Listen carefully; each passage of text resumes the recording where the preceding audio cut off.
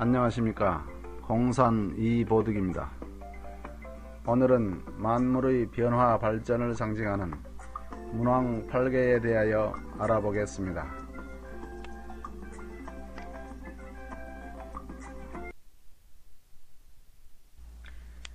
오늘 공부할 내용은 첫째, 문왕 8개란 무엇인가? 둘째, 문왕 8개의 출현. 셋째, 복희 8개와 문왕 8개의 상징과 수. 넷째, 문왕 8개의 내용 설명. 다섯째, 복희 8개와 문왕 8개의 종합입니다. 문왕 8개란 문왕이 낙서를 보고 지은 8개로서 만물의 변화 이치를 나타내는 상징물입니다.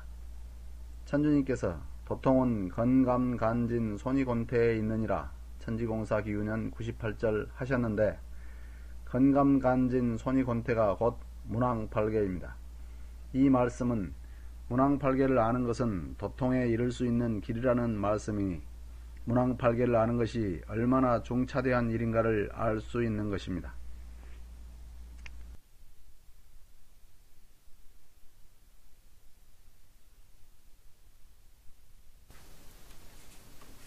여기서는 문왕 8개의 출현에 대하여 알아보겠습니다.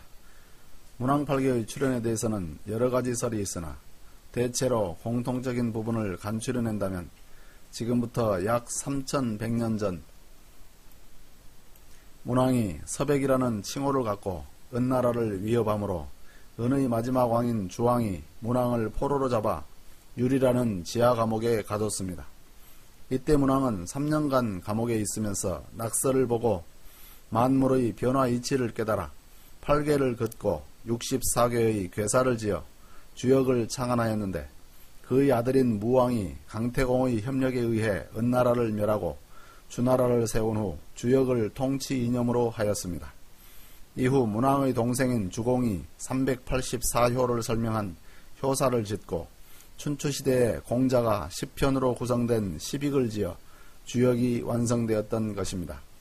주나라 왕인 문왕이 8개를 지어 역이 창안되었으므로 주나라의 역이란 뜻으로 주역이라고 부르게 되었고, 낙서와 문왕 8개가 주역의 핵심 내용이 되었던 것입니다. 주역 이전에도 역이 있었는데 복희 8개에 의한 희역과 하나라의 연산역, 은나라의 귀장역 등이 그것입니다. 다음은 복희 8개와 문왕 8개의 상징에 대하여 알아보겠습니다. 문왕 8개는 문왕이 8개를 지어 만물의 변화 발전 이치를 궤로 나타낸 것으로서, 복희 8개가 공간의 배치에 의한 천도의 운행을 나타내는 궤라면 문왕 8개는 만물의 성장을 위주하는 지도의 변화를 나타낸 궤입니다. 문왕 8개는 일감수에서 시작하여 구이화해서 끝나는데 물에서 나와 불에서 끝나니 물질의 분열과 성장을 의미하므로 문왕 8개는 곧 물질 문명을 상징하는 것입니다. 하도의 수인 1부터 10까지는 창조 이상이 모두 들어있으나 복희 8개의 수인 1부터 8까지는 창조 과정을 나타내므로 하도의 수와 복희 8개의 수는 서로 다릅니다. 그러나 문왕 8개의 수는 낙서와 함께 변화 발전의 수로서 같습니다. 여기서 복희 8개의 수는 중앙에 아무것도 없으나 문왕 8개의 수는 중앙에 5가 있습니다. 이는 복희 8개도는 만물의 변화가 아닌 우주의 기본 틀인 형체를 기본으로 하고 있으므로 중심이 없으나 문왕 8개도는 만물의 변화를 위주로 하므로 중심이 존재한다는 것을 알 수 있습니다. 문왕 8개의 배치는 궤의 오행에 의해 자리를 잡은 것을 알 수 있습니다. 감은 수이므로 북방이요, 간고는 토이므로 충미의 지축 방향에 위치해 있으며, 진소는 목이므로 동과 동남방에, 이는 화이므로 남방에, 태건은 금이므로 서와 서북방에 배치된 것입니다. 다음은 각 궤의 역할에 대하여 자세히 알아보겠습니다. 건곤은 형이 상학적인 것이므로 복희 8개에서는 건곤이 천지를 상징하여 상하에 자리를 잡았지만, 문왕 8개는 형이 하학적인 물질의 성장이 지구상에 이루어지는 것을 상징하므로 감리가 상하에 자리 잡았습니다. 감이란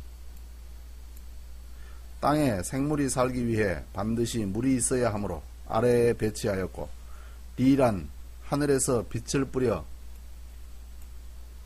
생물을 길러야 하므로 위에 배치한 것입니다. 만약 하늘에 불과 땅에 물이 없다면 이 땅에 있는 생명체의 성장은 있을 수 없기 때문입니다. 그러므로 복귀팔개를 하늘을 상징한다 하고 문왕팔개는 땅을 상징한다고 한 것입니다. 낙서시대의 하늘인 건이 서북방에 치우쳐 있었으므로 서북방을 상징하는 석유가 간방인 이 땅에서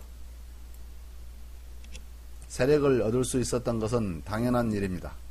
복귀시 때 간방이 서북방에 있었고 문왕 때 동북방으로 옮겼는데 본래 간방인 자리에 하늘인 건괴가 배치되었기 때문입니다.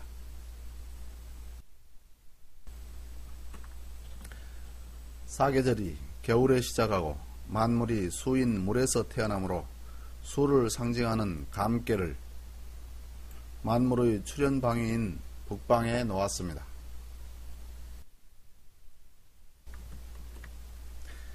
남방에 구희화를 놓은 것은 열을 가하여 크게 번창하도록 하기 위함입니다. 이 자리는 수로는 1에서 시작하여 마지막인 구이고 괴로는 속은 비어있으나 겉이 화려한 꽃을 상징합니다. 뜨거운 햇살 아래 만물이 극도로 번창하였으나 속이 텅 비어있으므로 외화 내빈의 상입니다. 남방의 구이화와 북방의 일감수에서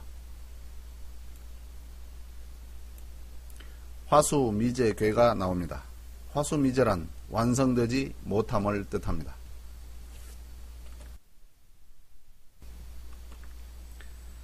동북방에 간괴를 놓은 까닭은 간괴는 토기운으로서 만물의 형상을 품어 키워주는 역할을 하기 때문입니다. 복희팔개 때 동북방에 진괴가 있었는데 문왕팔개 때 간괴로 바뀐 것은 복희시 때 진장남이었던 한민족이 낙서인 문왕팔개 때 간소남으로 바뀌어 역사의 무대 뒤편에 숨어서 간방의 역할을 담당하게 되었던 것입니다.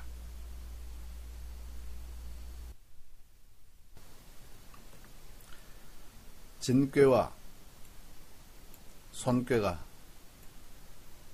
동방과 동남방에 위치한 까닭은 진손괴는 목기운이므로 만물이 크게 성장하도록 돕는 역할을 하는 괴이기 때문입니다. 진괴가 천지를 진동시켜 양적인 변화를 진작시킨다면 손괴는 음적인 변화를 촉진시킵니다. 식물로 비유해 본다면 진괴로 인해 새싹이 움터 점점 자라 큰 나무가 되고 손괴로 인해 나무의 줄기가 굵어져 껍질이 단단해지는 것입니다. 낙서시대는 물질을 크게 변화 발전시키는 때이므로 진손괴를 동방과 동남방에 두어 땅의 이상을 실현시키고자 한 것입니다. 서남방에는 다리가 끊어진 이 곤지가 오는데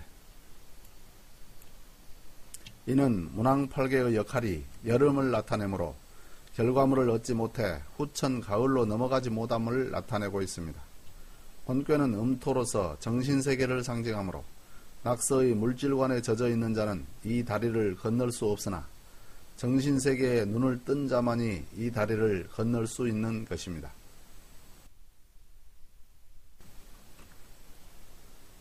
태괴와 건괴는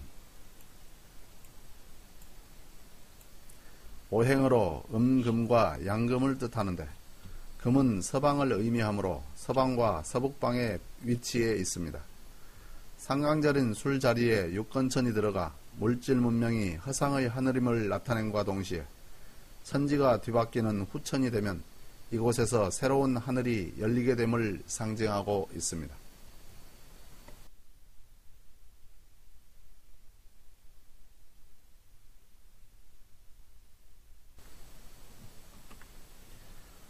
여기서는 금화교역에 의한 상생상극의 변화에 대하여 알아보겠습니다.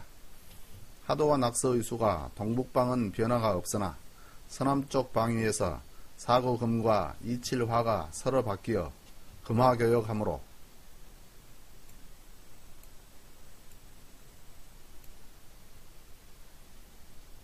서남방은 예측할 수 없는 변화를 일으키게 되는데 이로 인하여 하도의 오행상생이 낙서의 오행상극으로 바뀌게 됩니다.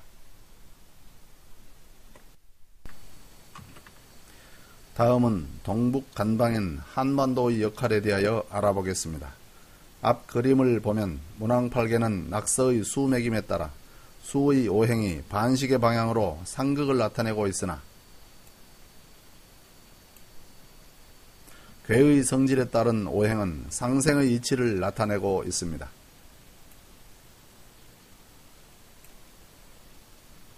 문왕팔계의 오행작용은 상극이 주이나 상생이 전혀 없는 것은 아닌데 바로 간토에 의해 희망의 메시지가 있는 것입니다. 앞의 그림처럼 감수는 간토를 뛰어넘어 진손목을 생하므로 이후 전체적인 상생이 이루어짐을 알 수 있는데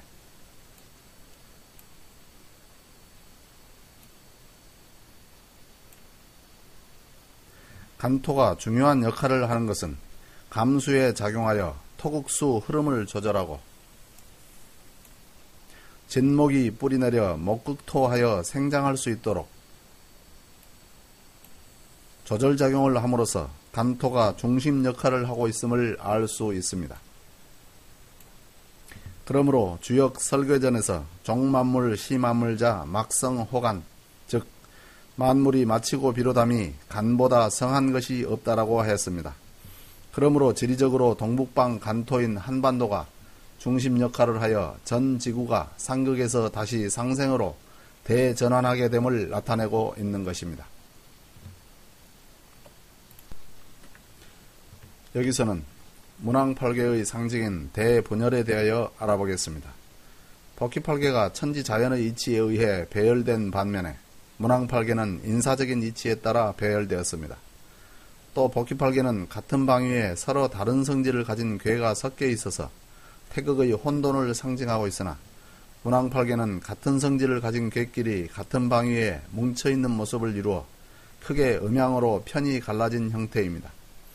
이는 서남의 음괴인 손인, 손, 이, 곤, 태가 있고 동북의 양괴인 건, 감, 간, 진이 처하고 있어 크게 음양군으로 서로 분리되었으므로 대분열을 의미하는 것입니다. 다음은 문왕팔계의 인사에 대한 것 중 윤리적인 면에 대하여 알아보겠습니다. 문왕팔계를 보면 중남 중녀인 감리가 부모의 역할을 대신하나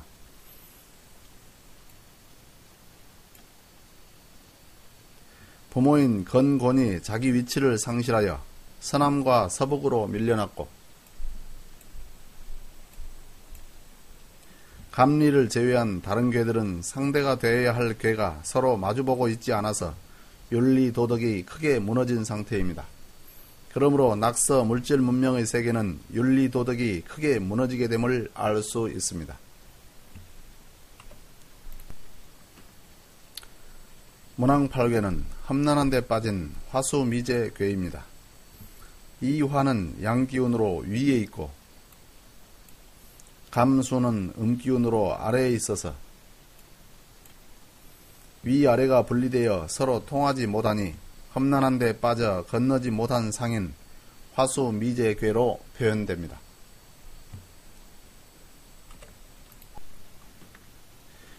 문왕팔계는 거북을 통하여 만물의 생장 과정을 나타내는 땅의 설계를 보여주고 있습니다. 감리의 수화작용에 의해 만물을 키워나가는 상이나 지 모인 곤괴는 효가 끊어져 여름에서 가을로 넘어가는 다리를 만들지 못하고 있고 천부인 건괴는 정신을 대표하나 서북방에 갇혀 제 역할을 하지 못하니 선천 물질 문명을 위주로 한 문왕팔계는 물질을 왕성하게 키우는 역할만 할 뿐 정신이 말살되는 상인 것입니다. 표에서 보는 것처럼 복희팔계와 문왕팔계는 괴의 위치가 서로 달라지는데 이는 하도와 낙서의 성질이 서로 다르듯이 그 상징을 나타내는 괴의 위치 또한 다르게 나타나는 것입니다. 복희팔계와 문왕팔계의 고유의 성질에 대해서는 앞에서 해설했으므로 여기서는 괴의 위치 변화에 따른 관계에 대하여 종합적으로 알아보겠습니다. 먼저 복귀팔개는 건곤감리가 천지일월로서 상하 좌우의 사정방에 배치되어 우주 공간의 경위를 이루고 있으며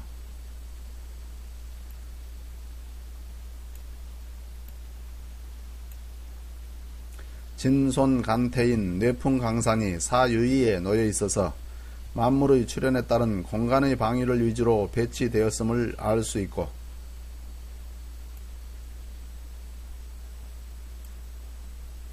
수의 순서에 따라 건태이지는 시계 반대 방향으로 돌고 손감간고는 시계 방향으로 돌아서 서로 태극을 이루니 이 역시 무국에서 출현한 태극을 상징하므로 복귀팔개는 전체적으로 우주의 창조에 대한 상징적인 표현임을 알 수 있습니다. 여기에 비해 문왕팔개는 사계절 중 봄, 여름의 선천에 오행으로 목화인 진손 이괴와 양토인 간괴가 놓여 있고,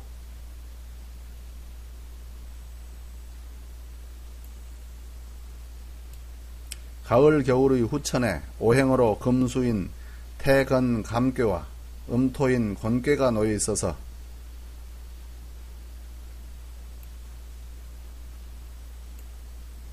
건감간진 손이곤태의 8괴가 사계절에 따른 시간의 흐름에 맞춰 배치되었음을 알 수 있습니다.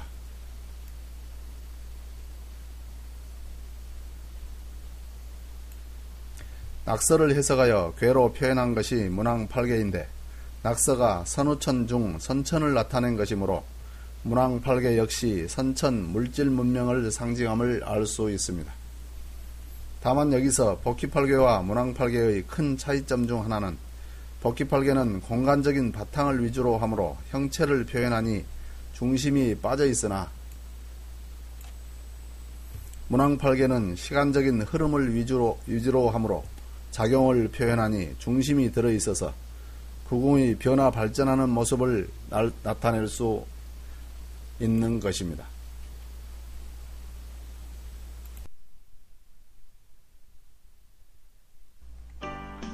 이상으로 문왕팔개에 대하여 알아보았습니다.